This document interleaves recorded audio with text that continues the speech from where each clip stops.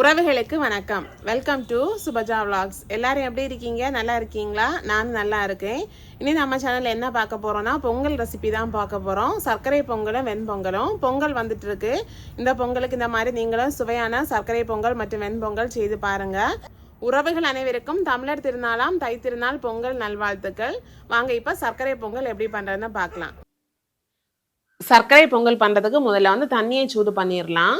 முதல் முக்கியமான டிப்ஸ் என்னன்னு பார்த்தோன்னா, இந்த சர்க்கரை பொங்கல் எல்லாம் பண்ணும்போது ஒரு கனமான பாத்திரம் சூஸ் பண்ணுறது ரொம்ப நல்லது. ஏன்னா சர்க்கரை பொங்கல் எல்லாம் சீக்கிரமாக அடி பிடிச்சிரும். அண்ட் நான் இந்த மாதிரி கொஞ்சம் அகலமான பாத்திரம் எடுத்திருக்கேன். ஸோ இது கலந்துடுறதுக்குமே ஈஸியாக இருக்கும். இப்போ தண்ணி சூடு பண்ண வச்சுட்டேன். அரிசியும் பருப்பும் மெஷர் பண்ணி எடுக்கலாம்.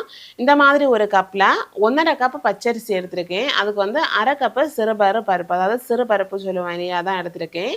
அதாவது 3:1 ரேஷியோ. இந்த மாதிரி ரேஷியோவில் நம்ம அரிசியும் பருப்பும் இருக்கும்போது சர்க்கரை பொங்கல் கண்டிப்பாக ரொம்ப டேஸ்ட்டாக இருக்கும். இதை நம்ம நல்லா 2-3 தண்ணி கழுவிட்டு அதுக்குள்ளே தண்ணி கொதிச்சிட்டு இருக்குல்ல, அதில் சேர்த்துக்கலாம். இப்போ சேர்த்தாச்சு. இந்த மாதிரி தண்ணி நல்லா கொதிச்சிட்டு இருக்கும்போது, கொதிச்சதுக்கு அப்புறமா சேர்க்கும்போது அரிசி பருப்பும் சீக்கிரமாகவும் வேகும். தண்ணியோட ரேஷியோ பார்த்தோன்னா நம்ம 2 கப்பு பச்சரிசியும் பாசிப்பருப்பு எடுத்துருக்கோம் இல்லையா, அதுக்கு நான் ஒரு 7லேருந்து 8 கப்பு போல் தண்ணி வச்சுருக்கிறேன். நம்ம ஓப்பனில் வைக்கிறதுனால தண்ணி சீக்கிரமாக வட்டிடும். எப்போவுமே பொங்கல் எல்லாம் பண்ணும்போது கொஞ்சம் தண்ணி எக்ஸ்ட்ரா இருந்தால் கூட பரவாயில்ல, வட்டிடும். ஆனால் கம்மி ஆயிடக்கூடாது, ஏன்னா சீக்கிரம் அடி பிடிச்சிடும். பொங்கல் கொஞ்சம் கொலகொலாம் தலை இருந்தால் தான் டேஸ்ட்டுமே ரொம்ப நல்லாயிருக்கும். இப்போ பார்த்தீங்கன்னா அரிசியும் பருப்பும் நல்லா வெந்து வந்துட்டு இருக்கு. இந்த மாதிரி ஒரு 3/4 பருவம் ஆனதுக்கு அப்புறமா நம்ம ஏலக்காய் சேர்த்துக்கலாம். இதுக்கு ஏலக்காய் 8லேருந்து 10 ஏலக்காய் வரை சேர்க்கலாம். நான் ஒரு 8 ஏலக்காயை நல்லா தட்டி சேர்த்துருக்கேன். சேர்த்துட்டு அப்படியே நல்லா கலந்து விட்டுக்கலாம். இருக்கட்டும். இப்போ இந்த சர்க்கரை பொங்கலுக்கு நாம் சர்க்கரை சேர்க்க போகிறோம். சர்க்கரையோட மெஷர்மெண்ட் பார்த்தீங்கன்னா நம்ம எவ்வளவு பச்சரிசி பருப்பு எடுத்துருக்கோமோ அந்த அளவு. அதுலேருந்து நம்ம நல்ல இனிப்பு வேணால் கொஞ்சம் எக்ஸ்ட்ராவாக சேர்த்துக்கலாம். நான் பார்த்தீங்கன்னா இந்த மாதிரி 2 கப்பு சர்க்கரை எடுத்திருக்கேன். இந்த மாதிரி பெரிய உருண்டையாக இருக்கிற சர்க்கரையை பொரிச்சு போட்டு கப்பில் போட்டு மெஷர் பண்ணி எடுத்திருக்கேன். நாம் தனியாக சர்க்கரை காய்ச்சிட்டு நம்ம பொங்கல் கூட சேர்க்கலாம். ஏன்னா நான் தூசி ஏதாவது இருந்து அரைச்சி சேர்க்கலாம். பார்த்தீங்களா, 2 கப்பு சர்க்கரைக்கு ஒரு அரை கப்பு போல் தண்ணி சேர்த்துட்டு பாக ரெடி பண்ணிக்கலாம். கம்பி பதம் பாகு அந்த மாதிரி வரணும்னு எல்லாம் தேவை கிடையாது. நம்ம ஜஸ்ட் அந்த தூசியை ரிமூவ் பண்ண போகிறோம். இதை நல்லா கரைஞ்சதும் நம்ம வடிகட்டி சேர்த்துக்கலாம். இப்போ பார்த்தீங்கன்னா பாகு ரெடி ஆயாச்சு, நல்லா கொதிச்சாச்சு. இப்போ வெந்துட்டு இருக்குல்ல அரிசி பருப்பு, அதை கூட சேர்த்துக்கலாம். இந்த மாதிரி ஒரு வடிகட்டி வச்சு சேர்த்துக்கோங்க. அதாவது தூசி எல்லாம் ஏதாவது இருந்தாச்சுன்னா நமக்கு ஈஸியாக ரிமூவ் பண்ணிக்கலாம். சர்க்கரை பாக சேர்த்துட்டு இது கூட தேங்காய் சேர்க்கணும். நான் பார்த்தீங்கன்னா கிட்டத்தட்ட 2 கப்பு தேங்காய் துருவி சேர்த்துருக்கிறேன். 1 கப்லேருந்து 2 கப் தேங்காய் வரை சேர்க்கலாம். நமக்கு தேங்காய் அதிகமாக பிடிக்கும்னா 2 கப் வரை சேர்த்துக்கோங்க. இல்லை கம்மியாக போதும்னா 1 கப் போதும். தேங்காய் அதிகமாக இருக்கும் போதுமே இது இந்த சர்க்கரை பொங்கலுக்கு கொஞ்சம் நல்ல டேஸ்ட் இருக்கும். சேர்த்துட்டு நல்லா கலந்து விட்டுக்கலாம். இப்போ பார்த்தீங்கன்னா நம்ம சர்க்கரை எல்லாம் சேர்த்தோமா, எல்லாம் நல்லா கலந்தாச்சு. நல்ல ஒரு சர்க்கரை பொங்கல் பதத்துக்கு வந்தாச்சு. பார்க்கவே ரொம்ப அழகாக இருக்குது. இதை அப்படியே 10 நிமிஷம் சிம்மில் வச்சு குக் பண்ணிக்கலாம். ஏன்னா இந்த சர்க்கரை பாகினால இந்த அரிசி பருப்பு கூட எல்லாம் சேர்ந்து நமக்கு பொங்கல் நல்ல டேஸ்ட்டாக கிடைக்கும்.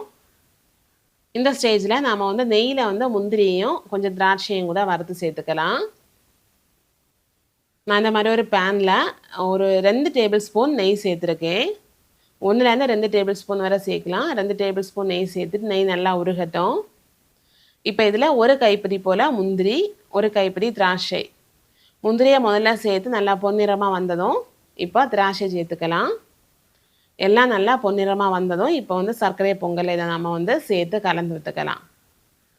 நெய் கொஞ்சம் எக்ஸ்ட்ரா அதிகம் இருக்க சர்க்கரை பொங்கலுக்கு டேஸ்ட் இன்னுமே ரொம்ப நல்லா இருக்கும். இதை இந்த சர்க்கரை பொங்கல் கூட சேர்த்து நல்லா கலந்து விட்டுக்கலாம். அவ்வளோதாங்க, சூப்பரான சர்க்கரை பொங்கல் அழகாக ரெடி ஆயாச்சு. இந்த மாதிரி கலந்து விட்டு கோரி பார்த்தோம்னா இந்த ஸ்டேஜில் இருக்கணும். ஏன்னா தான் டேஸ்ட்டுமே சூப்பராக இருக்கும். அண்ட் இது அப்படியே இருக்கும்போது கொஞ்சம் நேரம் ஆகும்போது அப்படியே கொஞ்சம் திக்கான மாதிரி இருக்கும். இறக்குற ஸ்டேஜில் வேணால் இனிப்பு பார்த்துட்டு உங்களுக்கு தேவைப்பட்டுச்சுன்னா கொஞ்சம் கூட ஆட் பண்ணிக்கலாம். அப்படியே ஒரு 5 நிமிஷம் சிம்மில் வச்சுட்டு அதுக்கப்புறமா இறக்கிக்கலாம். இப்போ சர்க்கரை பொங்கல் இறக்கியாச்சு. இந்த பொங்கலுக்கு நீங்களும் இந்த மாதிரி சர்க்கரை பொங்கல் ட்ரை பண்ணி பாருங்கள். நிச்சயமாக ரொம்ப டேஸ்ட்டாக இருக்கும். ட்ரை பண்ணிவிட்டு எப்படி இருக்குன்னு மறக்காமல் கமெண்ட் பண்ணுங்கள். சுவையான சர்க்கரை பொங்கல் எப்படி பண்ணுறதுன்னு பார்த்தோம். ரொம்ப அருமையாக இருக்கும். நீங்கள் இதை ட்ரை பண்ணி பாருங்கள். வாங்க இப்போ வெண்பொங்கல் எப்படி பண்ணுறதுன்னு பார்க்கலாம். வெண்பொங்கல் பண்ணுறதுக்கு முதல்ல அரிசி பருப்பு மெஷர் பண்ணி எடுத்துக்கலாம். நான் இந்த மாதிரி கப்பில் 3/4 கப்பு பச்சரிசி எடுத்திருக்கேன், 1/4 கப்பு பாசிப்பருப்பு எடுத்திருக்கேன். அதாவது 3:1 ரேஷியோ. இப்போ இதை 2-3 தண்ணி நல்லா அலசிட்டு குக்கரில் சேர்த்துக்கலாம். இன்றைக்கி வந்து வெண்பொங்கல் குக்கரில் தான் வச்சுருக்கிறேன். குக்கரில் சேர்க்கும்போது தண்ணி மெஷர்மெண்ட் எப்படின்னு பார்த்தீங்கன்னா, 1 கப்பு அரிசி பருப்பு எடுத்தேன் இல்லையா, அதுக்கு வந்து 3 கப்பு 3லேருந்து 3.5 கப் வரை தண்ணி சேர்த்துக்கலாம். நான் இந்த மாதிரி அதே கப்பில் வந்து 3.5 கப் தண்ணி சேர்த்துருக்கேன். இதில் உப்பு போட்டுக்கலாம். தேவையான அளவு உப்பு சேர்த்துட்டு இதில் வந்து முக்கியமான ஒரு டிப்ஸ் பார்த்தோன்னா, இதில் வந்து 1 டீஸ்பூன் சீரகம், இந்த மாதிரி 1 டீஸ்பூன் துருவின இஞ்சி, 1 டீஸ்பூன் நெய், இது இவ்வளவும் இது கூடயே சேர்த்துட்டு நாம் வந்து வேக வைக்கும்போது பொங்கல் வந்து ரொம்ப டேஸ்ட்டாக இருக்கும். ஸோ இதிலே சேர்த்துட்டு இப்போ வந்து மூடி போட்டு மூடிட்டு அடுப்பில் ஸ்டவ் ஆன் பண்ணி வச்சுக்கலாம். இது வந்து நல்லா வந்து வேகணும். 4லேருந்து 5 விசில் போட்டு எடுக்கலாம். நல்லா வந்து விசில் போட்டு குழைய வேகட்டும். இப்போ வந்து 5 விசில் போட்டு இறக்கி வச்சுருக்கேன். ப்ரெஷர் எல்லாம் போனதுக்கப்புறமா ஓப்பன் பண்ணி பார்க்கலாம். இப்போ பார்த்தீங்கன்னா அரிசி பருப்பு நல்லா வந்திருக்கு, நல்லா வந்து குழஞ்சி வந்திருக்கு. இந்த மாதிரி ஸ்டேஜில் இருக்கணும். ஏன்னா நம்ம வந்து தாளிப்பெல்லாம் கொடுக்கும்போது நல்லா வந்து பொங்கல் பதத்தில் வரும். இப்போ தாளிக்கலாம். ஒரு பேன் வச்சுருக்கிறேன். பேனில் 1.5-2 டேபிள் ஸ்பூன் நெய் சேர்த்துக்கலாம். சேர்த்துட்டு நெய் நல்லா உருகட்டும்.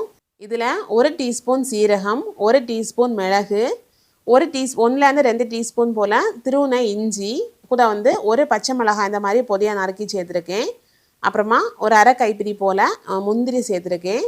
கூடவே கொஞ்சமாக கறிவேப்பிலை. இவ்வளவும் சேர்த்து நல்லா கலந்து விட்டுக்கலாம். முந்திரி எல்லாமே நல்லா பொன்னிறம் ஆகிற மாதிரி கலந்துக்கலாம். இப்போ முந்திரி நல்லா பொன்னிறம் ஆயாச்சு. நம்ம வந்து வேக வச்சுருந்தோம் இல்லையா அரிசி பருப்பு, அதை இது கூட சேர்க்கலாம். இல்லை நீங்கள் சின்ன பேனில் வந்து தாளிப்பு மட்டும் சேர்க்குறீங்கன்னா தாளித்து அதை கூட சேர்த்து கூட மிக்ஸ் பண்ணிக்கலாம். நான் அப்படியே அந்த அரிசி பருப்பை இது கூட சேர்த்துட்டேன். இப்போ இதை நல்லா கலந்து விட்டுக்கலாம். நாம் வந்து அரிசி பருப்பு வேக வைக்கும்போதே சீரகம், இஞ்சி, அப்புறமா நெய் சேர்த்துருந்தோம் பார்த்தீங்களா, அது இந்த வெண்பொங்கலுக்கு ஒரு முக்கியமான டிப்ஸ். இந்த மாதிரி பண்ணும்போது ரொம்ப டேஸ்ட்டாக இருக்கும். இப்போ எல்லாம் நல்லா மிக்ஸ் பண்ணி விட்டுக்கலாம். அவ்வளோதாங்க, சூப்பரான வெண்பொங்கல் ரெடி ஆயாச்சு. அப்படியே இறக்கிட்டு வந்து சுட சுட சர்வ் பண்ணிங்கன்னா ரொம்ப அட்டகாசமாக இருக்கும். இந்த வெண்பொங்கலுக்கு சாம்பாரில் சட்னி வச்சு ஆடுறதுக்கு ரொம்ப அருமையாக இருக்கும். இன்றைக்கி சாம்பார் தான் வச்சுருக்கிறேன். இந்த சாம்பாரும் வெண்பொங்கலும் சேர்த்து மிக்ஸ் பண்ணி சாப்பிட்றதுக்கு ரொம்ப அருமையாக இருக்கும். இந்த பொங்கலுக்கு நீங்கள் இந்த வெண்பொங்கலை ட்ரை பண்ணிவிட்டு எப்படி இருக்குன்னு கீழே கமெண்ட் பண்ணுங்கள். இவ்வளோ தாங்க, சர்க்கரை பொங்கலும் வெண்பொங்கலும் ரொம்ப அருமையான சுவையில் சுலபமாக எப்படி பண்ணுறதுன்னு பார்த்தோம். இதை நீங்களும் ட்ரை பண்ணி பார்த்துட்டு எப்படி இருக்குன்னு கமெண்ட் பண்ணுங்கள். தேங்க்ஸ் ஃபார் வாட்சிங். பாய்.